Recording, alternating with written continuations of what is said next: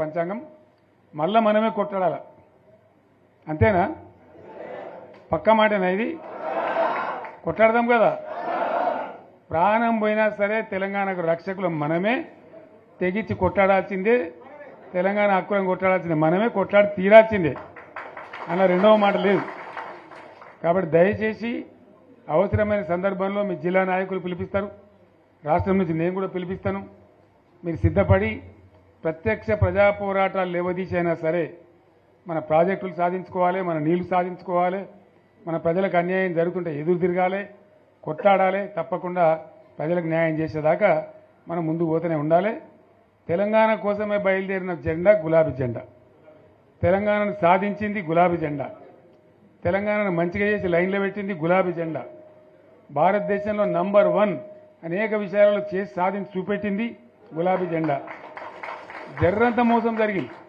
ఆ జర్రంత మోసానికి ఇవాళ ఓరోడిగా ఉనుక మీద రోకలనే దుంకులాడుతుండు అంతే కదా ఎందుకు వానికి దాని కూడా ఏమేమో మాట్లాడుతుండు సరే నేను గంభీరంగా మౌనంగా చూస్తున్నా నేను కొడితే వట్టి కొట్టు నాకు అలవాట్లేదు కదా నేను వెళ్ళినా అంటే మళ్ళీ భూకంపం పుట్టాలి ఇక చూద్దాం ఎక్కడి దాకా చేస్తారో వీళ్ళ కథ ఏందో చూద్దాము మనోళ్ళందరూ కూడా ప్రతిపాదిస్తుంది ఏంటంటే ఒక సంవత్సరం జరిగిపోయింది సంగమేశ్వర ఆన్నే పన్నది బసవేశ్వర ఆన్నే పన్నది పాలమూరు ఎత్తిపోతల పథకం ఆన్నే పన్నది కాళేశ్వరం అట్లా ఎండబెడుతున్నారు ఇవన్నీ అన్యాయాలని కాబట్టి ఫిబ్రవరి నెలాఖరులో ఒక పెద్ద బహిరంగ సభ పెట్టాలి వీళ్ళ కథ చూడాలి అనేది జరుగుతూ ఉంది కాబట్టి మీరు కూడా పెద్ద ఎత్తున దయచేసి ఆ సభకు కదిలి రావాలి అంత దూరమే ఉండదు తెలంగాణ శక్తి ఏందో మరొకసారి చూపించి వీళ్ళ మెడలు వంచి ఇప్పుడు సాధించాలి భవిష్యత్తు కోసం కూడా కొట్టాడకు మనం సిద్ధంగా ఉండాలి ₹1 కోట్ల భూమి ఇప్పుడు 50 లక్షల కాడికి లేడు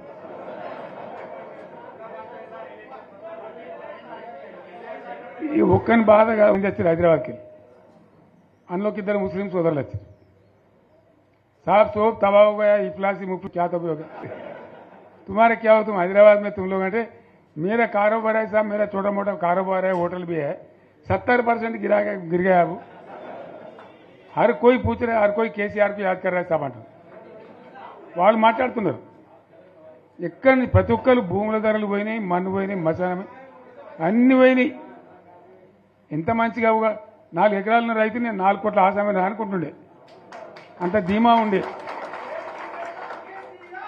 ఎంత బాగుండే హైదరాబాద్ నుంచి అడిగితే కూడా వచ్చి మనం ఇవ్వకపోదాం భూములు డిమాండ్ పెరగానని అంత బ్రహ్మాండంగా మారుమూల ప్రాంతంలో కూడా 40 లక్షలు 50 లక్షలు ఎకరానికి ఉండే అటువంటిది సగానికి సగం పడిపోయి మొత్తం నాశనం చేశారు వీళ్ళని ఇట్లే వదిలిపెడితే ఇంకింత నాశనం అవుతుంది కాబట్టి మనం కొట్లాడాల్సిందే నేను ఇంకొక మాట మీకు చెప్తా ఎలక్షన్లలో నేను మస్తుగా చూసిన 50 ఏళ్లలో పార్టీలు గెలితాయి ఓడతాయి ఇంత మాయలు మీ ఏడాది లోపలనే కాంగ్రెస్ పార్టీ దొరికితే కొడతాం రానంత కోపంలో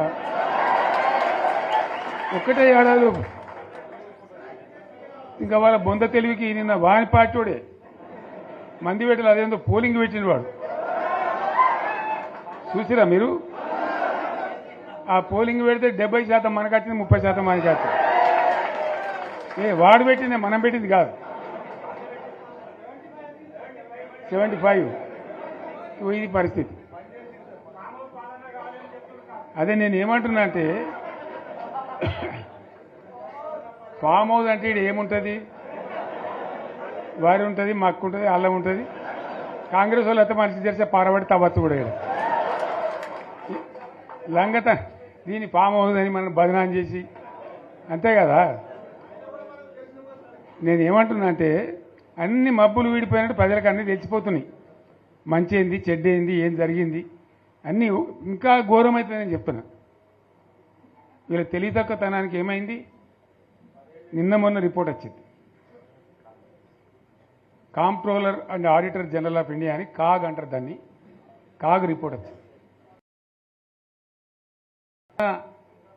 గవర్నమెంట్లో వచ్చిన ఆదాయం కంటే 13,000 కోట్ల రూపాయల ఆదాయం తగ్గిపోయింది ఇంకా మార్చికి పోయేవరకల్లా ఇంకో 3-4 వేల కోట్లు అవుతుంది అంటే 15,000 కోట్ల ఆదాయం పోతుంది 15,000 కోట్లు పెంచుకుంటూ పోయినా నేను చెప్పి చేసుకుంటూ పోయినాను ఏడాదికి 10 నుంచి 15 వేల కోట్ల ఆదాయం పెరిగేది మన టైంలో. అంత జాగ్రత్తగా మనం వ్యవహారం చేసినాం. ఇవాళ ఉల్టా 15 వేల కోట్లు పడిపోయింది. ఇంకా వాడేమిస్తాడు? ఇంకేమైనా ఇస్తారా? ఇంకో 4-5 నెలలు అయితే జీతాలకే కష్టమైంది ఉంటుండ్రు. అందరు పెండింగ్ పెట్టి రిటైర్ అయిన దొరుకుతలు పైసలు మీరు చూస్తాను కదా పేపర్లలో. సో ఆ విధంగా రాష్ట్ర ఆర్థిక పరిస్థితిని కూడా దివాలా తీయించారు. ఇవాళతోనేం కాదు, 100కు 100% ఇప్పటికే ప్రజల నిర్ణయానికి వచ్చిండ్రు. డెఫినెట్గా రాబోయే గవర్నమెంట్ మనదే అని అనుమానం కూడా అవసరం లేదు. ఆయన కొడితేనంట బలంగా కొడతాడంట, సరిగ్గా నిలబడేది నేర్చుకోని ఆయన కట్టె లేకుండా. నీ పరిస్థితి ఎట్లుందో తెలంగాణ సమాజానికి తెలియదా? నువ్వు తూగుతున్నావా, సోగుతున్నావా, నువ్వు నిలబడగలిగే పరిస్థితిలో ఉన్నావా? ఆయన బలంగా కొడతాడంట, ఆయన లేచి వస్తాడంట. సోషల్ మీడియాలో నాకు ఆయనకు పోటీ పెడితేనంట ఆయనకు లైక్లు ఎక్కువ వచ్చినాయంట. టిక్ టాక్లో 10 ఏళ్ళు ముఖ్యమంత్రి చేసినోడు, కేంద్ర మంత్రి చేసినోడు ఇవాళ టిక్ టాక్లో కేసీఆర్కు రేవంత్ రెడ్డికి పోటీ పెడితే ఆయనకు లైక్లు ఎక్కువ వచ్చినాయంటే నాకు తక్కువ వచ్చినాయంటే ఇవాళ వాళ్ళ కార్యకర్తలతో మాట్లాడుతున్నాను. నేను అడగదలుచుకున్నా, ఆ మధ్యలో బాలీవుడ్లో కూడా సల్మాన్ ఖాన్కు రాఖీ సావంత్ కూడా టిక్ టాక్లో పెడితే రాఖీ సావంత్కి ఎక్కువ లైక్లు వచ్చినాయి. అంత మాత్రాన ఆమె సల్మాన్ ఖాన్ కంటే గొప్ప నటుడు నటురాలు అనేవారని అనుకుంటారా? ఇవాళ చివరికి ప్రజలు తిరస్కరించి ప్రజలు డిపాజిట్లు జప్తు చేస్తే ముఖం జల్లక ఫామ్ హౌస్లో వండుకున్న చంద్రశేఖరరావు సోషల్ మీడియా టిక్ టాక్లో నాకు లైక్లు వచ్చినాయని చెప్పుకునే పరిస్థితికి వచ్చిందంటే ఆయన మానసిక పరిస్థితి ఎట్లుందో తెలంగాణ సమాజం అర్థం చేసుకుంటుంది. పెద్ద మనిషి ఆయన వయసులో, నేనేం కాదంటలేను. ఆయన పిల్లలు యమకింకర్లాగా తయారై ఊరి మీద పడి మేస్తున్నారు. ఫస్ట్ నీ కొడుకుని అల్లుని కంట్రోల్లో పెట్టు చంద్రశేఖరరావు. నువ్వు రా సభకు 5 తారీఖు నాడో 6 తారీఖు నాడో స్పీకర్ గారు అనుమతి తీసుకొని ఏబిసిడి వర్గీకరణ మీద మా మాదిగ సోదరుల 35 ఏళ్ల పోరాటం, అదేవిధంగా 100 సంవత్సరాలు బ్రిటిషర్స్ ఉన్నప్పుడు కులగణన చేసిరు. 100 ఏళ్ల వరకు బలైన వర్గాలు ఎంతమంది ఉన్నారో వాళ్ళ లెక్క వాళ్ళకే తెలియదు. ఎంతోమంది ప్రధానమంత్రులు ముఖ్యమంత్రులు మారినారు కానీ బీసీల లెక్కలు తేల్చలేదు.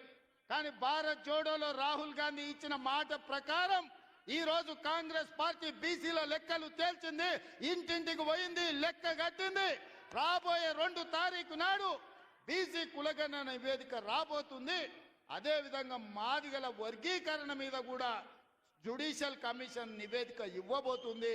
ఫిబ్రవరి 1వ వారంలో అసెంబ్లీలో బీసీ కులగణన మీద, అదేవిధంగా మాదిగల వర్గీకరణ మీద సభను పెట్టబోతున్నాం. నీకు చేతనైతే చిత్తశుద్ధి ఉంటే సభకు రా, చర్చ చేద్దాం. నువ్వా మేమా తేల్చుకుందాం. నీ ఫామ్ హౌస్లో నీ వంది మాగదులను, నీ భజన చేసేటోళ్లను నువ్వు వాళ్ళను జమేసుకొని వాళ్ళ ముందల పొంకనాలు కొట్టకు చంద్రశేఖరరావు. నువ్వు కాలం జల్లిపోయిన 1000 రూపాయల నోటువే. ఆ నోటు పెట్టుకుంటే ఎవడైనా జైలుకే వెళ్తాడు.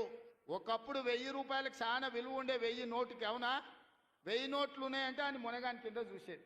ఇప్పుడు 1000 నోట్ల రూపాయలు ఉన్నాయంటే తీసుకుపోయి బొక్కలేస్తారు. చంద్రశేఖరరావు గారు కూడా రద్దయిపోయిన 1000 రూపాయల నోటు. ఇంకా దానికి విలువ లేదు. తెలంగాణ సమాజంలో నిన్ను అడిగేటోళ్ళు లేరు చంద్రశేఖరరావు. నువ్వు ఫామ్ హౌస్లుండి ప్రజలతో నీకు బంధం తెగిపోయినట్టుంది. ప్రజలు ఏం ఆలోచన చేస్తున్నారో చూడు. రైతులకు రైతు భరోసా అందింది. ఇది నా జవాబు లెక్కల అసెంబ్లీలో చెప్తా. రైతులకు 21,000 కోట్ల రూపాయల రుణమాఫీ జరిగింది. రైతులకు వడ్ల కోసం 500 రూపాయల బోనస్ ఇచ్చినాం. రైతులకు వ్యవసాయానికి 24 గంటల ఉచిత కరెంట్ ఇచ్చినాం. రైతులకు 200 యూనిట్లు ఇంట్లో ఇవాళ ఉచితంగా ఇస్తున్నాం. ఆడబిడ్డలకు బస్సు ఉచితం ఇచ్చినాం. ఆడబిడ్డలకు 500 రూపాయలకు సిలిండర్ ఇచ్చినాం. ఇవాళ యువకులకు 55,143 ఉద్యోగాలు ఇచ్చినాం మొదటి సంవత్సరంలో. ఒకవేళ మమ్మల్ని అభినందించడానికి నీకు మనసు రాకపోతే అదే ఫామ్ హౌస్లో అట్లే వండుకొని ఉండు. నిన్నెవ్వరు అడుగుతలేరు, కడుగుతలేరు, కొడతలేరు. కాబట్టి ఇవాళ ఇన్ని రకాల సంక్షేమ కార్యక్రమాలు ముందుకు తీసుకొని వెళ్తున్నాం. చంద్రశేఖరరావు గారు నువ్వు రా అసెంబ్లీకి. ఎందుకంటే నాకు గద్దర్ ప్రోగ్రాం ఉంది, ఇంకా చాలా విషయాలు చెప్పాలి. ఇప్పుడు ఇవాళ రవీంద్ర భారతిలో గద్దర్ గారి కార్యక్రమం ఉంది. అర్జెంటుగా నేను బయలుదేరాల్సి వస్తుంది కాబట్టి మిగతా వివరాలు గద్దర్ వేదిక మీద చెప్తా. ఆ తర్వాత అసెంబ్లీలో చెప్తా. ఇంత పెద్ద కార్యక్రమాన్ని ఏర్పాటు చేసి అద్భుతంగా నిర్వహించిన పెద్దలందరికీ, ముఖ్యంగా ప్రాణ సమానులైన కాంగ్రెస్ పార్టీ కార్యకర్తలందరినీ మనస్ఫూర్తిగా అభినందిస్తున్నా. రాబోయే ఎన్నికలు మీవే. శంకర్ కు ప్రతాప్ రెడ్డికి ఆదేశాలు ఇస్తున్నా. వార్డు మెంబర్లు, సర్పంచులు, ఎంపీటీసీ, జడ్పీటీసీలను గెలిపించుకునే బాధ్యత వాళ్ళదే. ఇల్లు తిరుగుతారు, మిమ్మల్ని గెలిపిస్తారు, మిమ్మల్ని నాయకులను చేస్తారు. గ్రామాన కార్యకర్తలకు నా విజ్ఞప్తి, రేపు సర్పంచ్, ఎంపీటీసీ, జడ్పీటీసీ ఎన్నికలు 100% మనం గెలవాలని తెలియజేస్తూ మీ అందరి దగ్గర సెలవు తీసుకుంటున్నా. జై కాంగ్రెస్.